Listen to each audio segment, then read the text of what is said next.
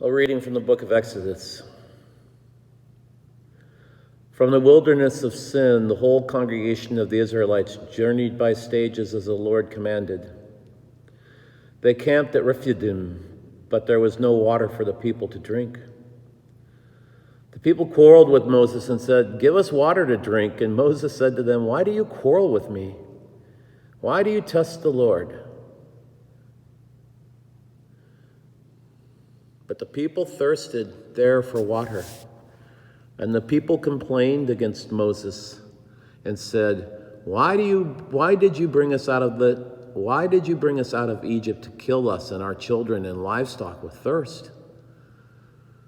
So Moses cried out to the Lord, "What shall I do with this people? They are almost ready to stone me." And the Lord said to Moses, "Go on ahead of the people and take some of the elders of Israel with you. Take in your hand the staff with which you struck the Nile and go. I will be standing there in front of you on the rock at Horeb. Strike the rock, and water will come out of it so that the people may drink." Moses did so in the sight of the elders of Israel.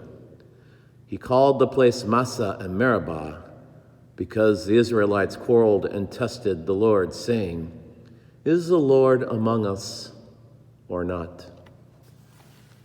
Here ends the reading.